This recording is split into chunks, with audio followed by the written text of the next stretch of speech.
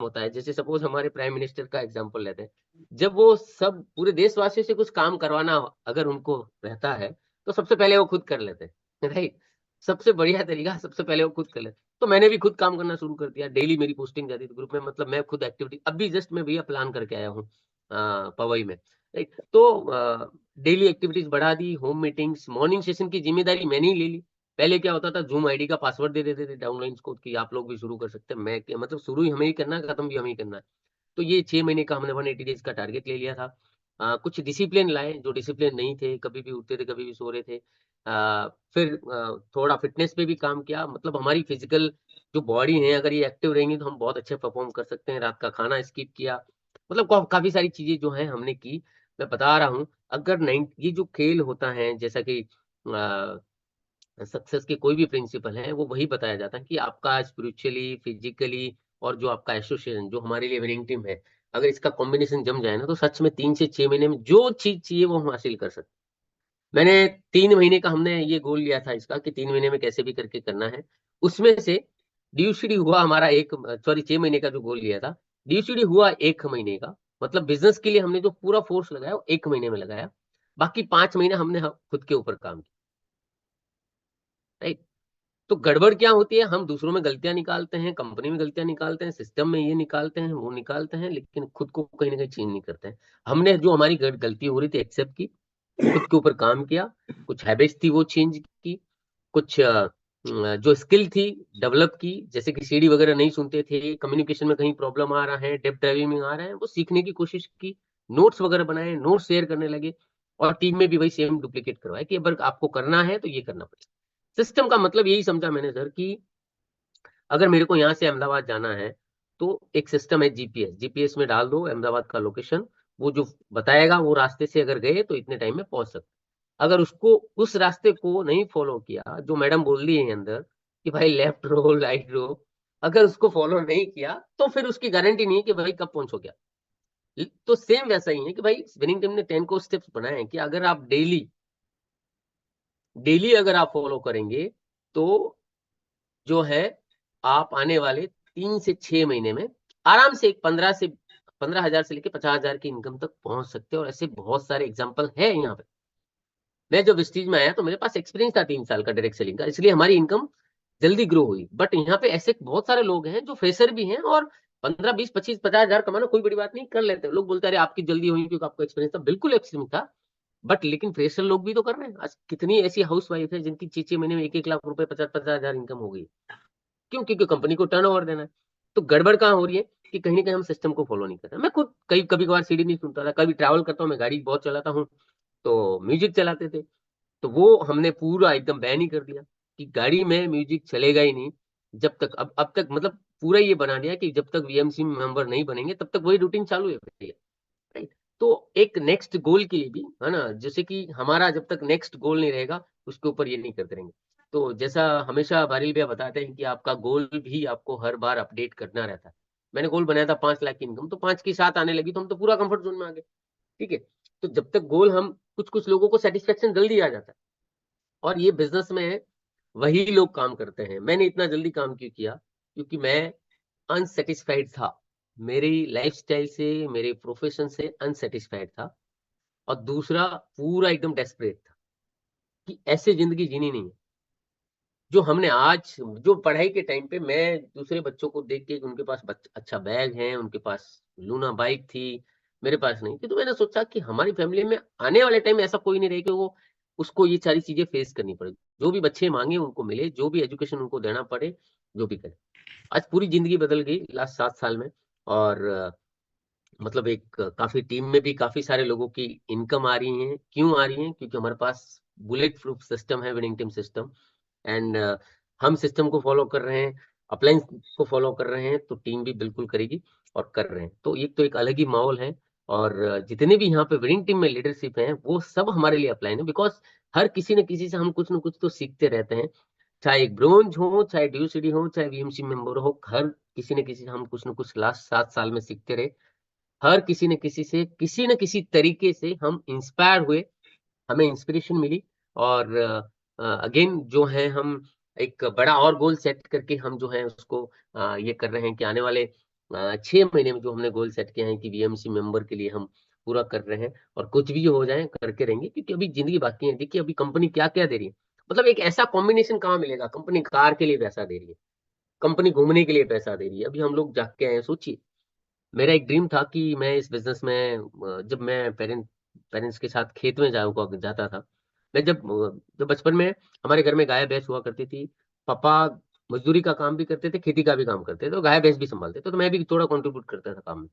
तो जब खेत से आते थे तो हवाई जहाज दिखती थी, बहुत ऊपर दिखती थी, एकदम छोटी दिखती थी। तो मैं वो टाइम पे सोचता था, जब थोड़ा बड़ा हुआ तो कि मैं कभी ना कभी मम्मी पापा को, मेरा नहीं सोचा मैंने, मम्मी पापा को हवाई जहाज में बिठाऊं, ये ड्रीम था मेरा। और जब मुंबई आया तब भी मैंने ये ड्रीम, मेरे लिए एक बहुत ही आइडियल थी स्वामी विवेकानंद, उनकी बहुत सारी किताबें पढ़ता हूँ। और मैं जहाँ रहता हूँ वहां पे, मतलब पहले रहता था, उनका एक था लिखा हुआ, उठो जागो और तब तक मत रुको जब तक लक्ष्य पूरे न हो, ऐसे 5-6 पोस्टर लगाए थे। अभी भी मैं दीवा में रहता था, वहां पे भी सेम सब जगह हो। तो मेरे लिए वो आइडियल। तो मैं आके उनका वो, कि मेरे को मम्मी पापा का जो है ड्रीम फुलफिल करना। दोस्तों, जब बीच में चैलेंज आ गए और नहीं हो पाया, फिर पापा तो हमारे बीच में नहीं रहे, बहुत जल्दी छोड़ के चले गए। राइट। एक मेरा ये ड्रीम था कि पापा को ये बिठाऊं, बट नहीं हो पाया। राइट, बहुत डिले हो गया उसमें।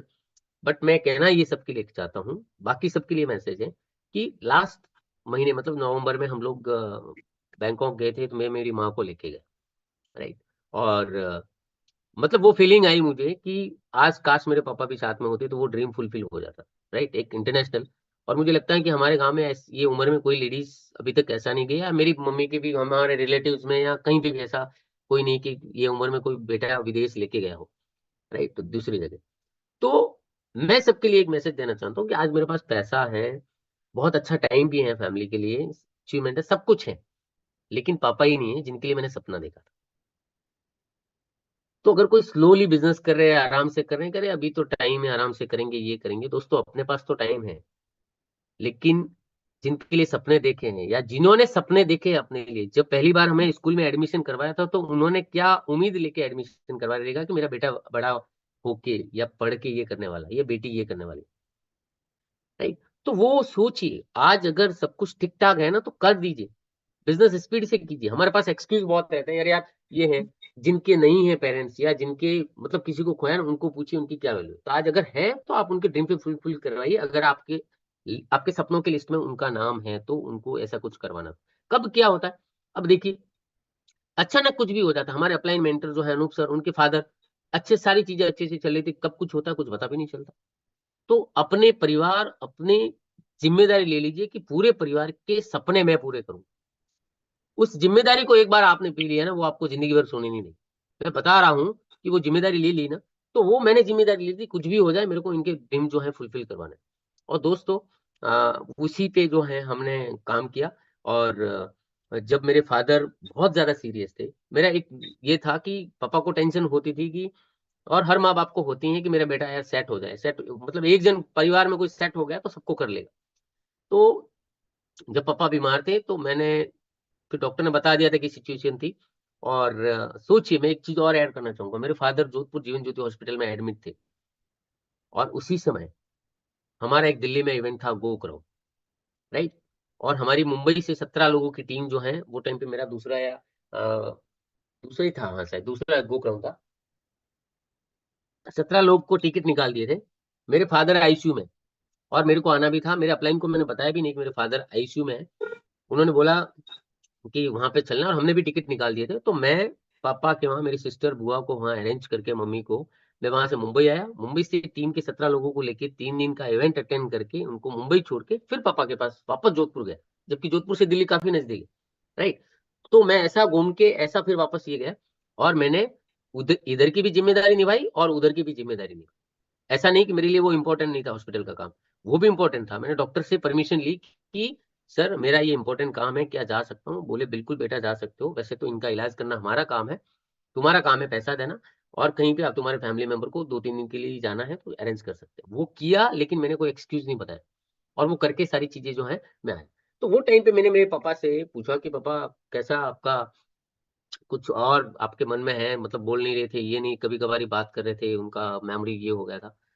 तो उन्होंने एक बात बताई जो मेरे को बहुत मतलब ये लगी, कि मैं भगवान से प्रार्थना करूंगा कि तुम्हारे जैसा बेटा सबको मिले।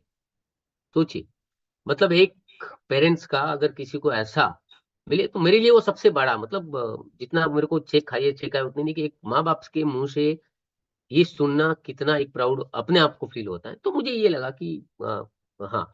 दूसरा, मेरी इनकम अच्छी हो गई थी तो उनको ये बताया था, और फिर जैसे ही हमारा एक कार का ड्रीम था कि मैं कार लूं, और उसके पहले ही बोलेनो कार का हमारा प्लानिंग चल रहा था, और उसके पहले ही जो सडन है उनकी डेथ हुई। तो फिर हमने जो 1 डेढ़ साल बाद में कार लिया।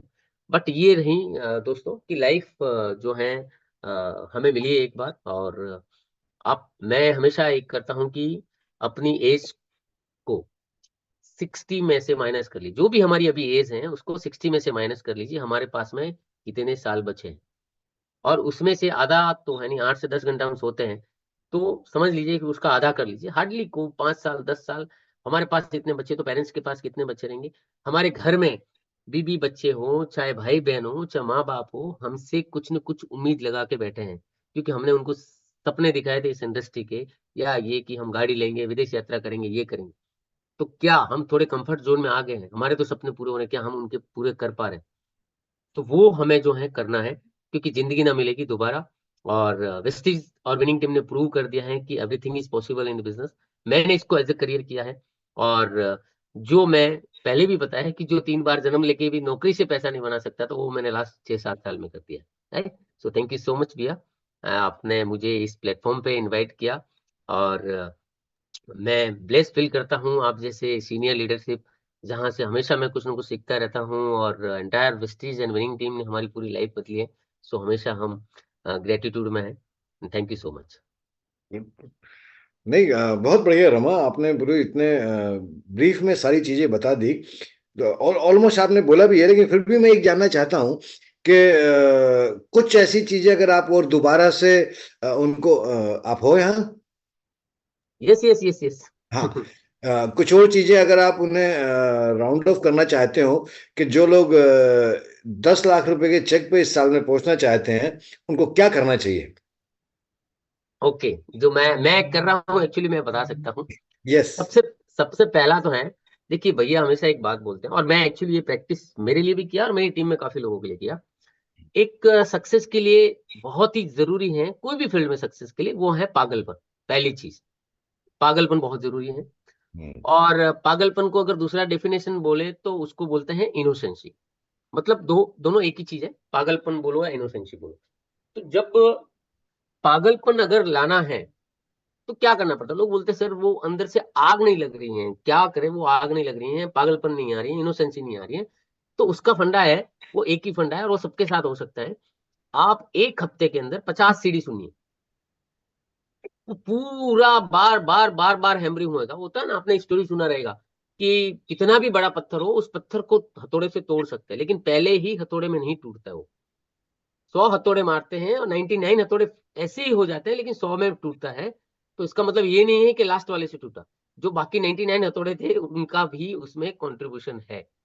तो जब बार बार वही चीजें जाएगी ना, अभी ये बीच में एक हैदराबाद का एक वीडियो आया था, बिल्कुल। उसमें एक वीडियो में था कि वो डीयूसीडी गए, और उन्होंने बताया उस वीडियो में कि मैं 12-12 घंटा सीईपी सुनता था।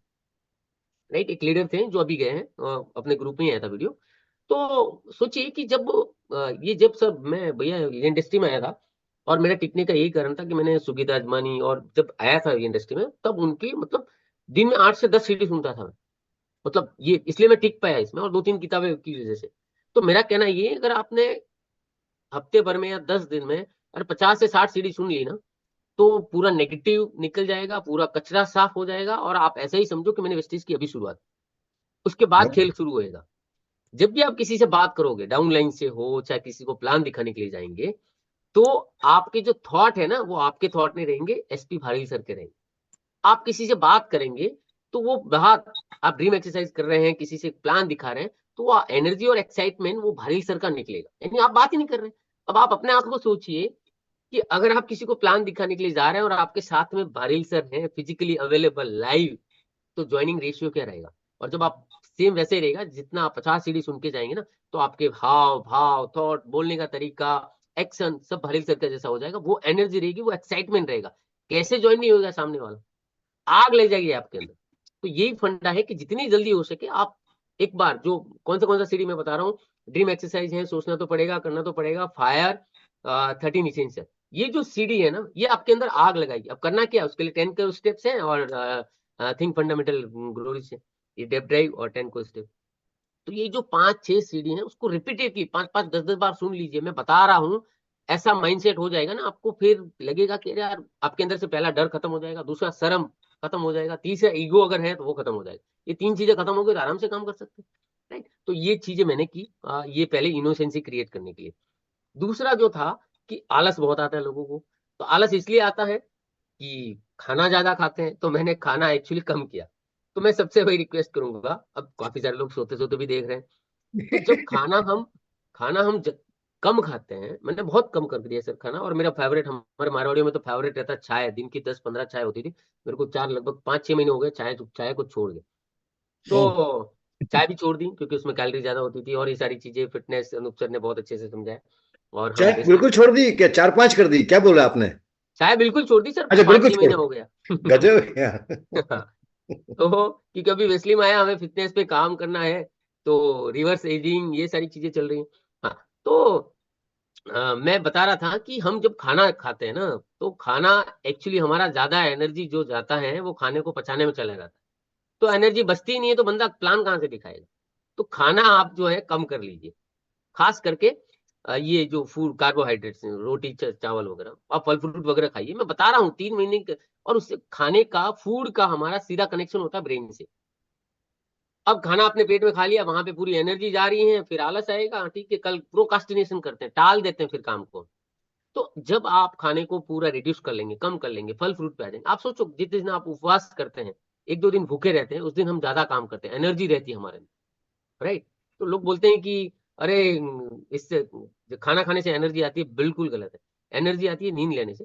तो बॉडी फिट रहेगी, आप एनर्जी ज्यादा काम करेंगे, एक्साइटेड रहेंगे, एनर्जेटिक रहेंगे। तो कुछ चेंज अपने अंदर लाना है, कुछ थोड़ा आप एक्सरसाइज शुरू कर दीजिए, तो पूरा दिन एनर्जेटिक रहेंगे। और फिर आपने एक्सरसाइज के साथ में सीढ़ी सुनना शुरू कर दिया, 2 से 3 सीढ़ी। लोग तो हफ्ते में, मैं मेरी बात कर रहा हूँ, हफ्ते में 1 आध सीढ़ी सुनते थे, कहाँ से ड्यू सीढ़ी जाएंगे? फिर मैंने दिन में 3 से 4 सीढ़ी सुनना शुरू कर दिया। सोचो ऐसी एनर्जी, जिससे भी बात करते थे बंदा या तो बाहर या सीधा स्पीड से अंदर। तो मतलब इस स्पीड से जो है काम कर सकते हैं। तो यही तरीका है सर, कि सिस्टम को फॉलो करना है। थोड़ी हमारी आदतें हैं, जैसे कि मैं, देखो मैं बता रहा हूँ, अभी भी मैं मॉर्निंग सेशन लेता हूँ। और कुछ लोग अभी डायरेक्टर हैं, सिल्वर हैं, गोल्ड हैं, स्टार हैं, डायमंड है, हो सकते हैं, लेकिन उनके लिए इंपॉर्टेंट नहीं लग रहा अभी भी। तो ये जरूरी है कि मॉर्निंग सेशन क्या करता है, मैं आपको बता रहा हूँ। मॉर्निंग सेशन, अब मैं अगर टीम के साथ में कम्युनिकेशन करूंगा, तो 2 दिन लग जाएंगे सबके साथ कम्युनिकेशन। और सुबह 7 बजे हम आधे 1 घंटे में सब लोगों को मिल लेते हैं, सब लोगों को एक डायरेक्शन मिल जाती है काम करने की। तो सुबह सुबह दिमाग में अगर बिजनेस को लेके गया, तो पूरा दिन बिजनेस में रहेगा। आपने सुबह सुबह कोई चीज पॉजिटिव, जैसे कि सुबह सुबह कुछ खाया, खट्टा खाया, तो पूरे दिन खट्टी डकार आती रहेगी। सुबह सुबह से कुछ नेगेटिव देखा, तो पूरे दिन दिमाग में नेगेटिव चलता रहेगा। तो सुबह सुबह हम बिजनेस में, दिमाग में बिजनेस के बात डालें, तो पूरा दिन जो है वो बिजनेस का रहेगा। फिर से बात करने की जरूरत नहीं, अपना अपना काम करते रहेंगे। तो मॉर्निंग सेशन मैं प्रेफर करता हूँ सबको कि जरूर करें कनेक्ट। और इसको जो है आप अपनी अपनी टीम में शुरू कर सकते हैं। ऐसा नहीं है कि कोई ड्यू सीढ़ी कर सकता है, आप डायमंड है तो भी कर सकते हैं, स्टार है तो भी कर सकते हैं, सिल्वर है तो भी 4-5-10 लोगों का जो है कर सकते हैं, राइट? यस भैया। भैया बहुत बढ़िया बातें आपने बताई। वाकई में आपने जो समराइज किया ना चीजों को, इसका मतलब तो विवेक जी ये हो रहा है कि रमा जी ने जो बताया कि ऑलरेडी सब कुछ विनिंग टीम सीपी के जरिए, विनिंग टीम ऐप में, और हमारी सिस्टम के अंदर सब कुछ है। जो 10 को स्टेप है, जो ड्रीम एक्सरसाइज है, जो फायर है, वो सारी सीढ़ी, सारा नॉलेज, सब कुछ है। सिर्फ लोगों को उनको निकालना है, उनको सुनना है, उनको उनके साथ डिसिप्लिन के साथ आगे बढ़ना है, तो डेफिनेटली हो सकता है। और एक बात आपने बीच में पहले ही बताई, मैं लोगों को ये बताना चाहता हूँ, इस पर फोकस करना चाहता हूँ, बताना तो नहीं, फोकस करना चाहता हूँ कि रमा जी ने एक बहुत बढ़िया बात बताई कि वो क्यों ग्रो कर पाए, पता है? बिकॉज वो अनसेटिस्फाइड थे उनकी लाइफ से, number one. And number two, desperate थे। अब गलती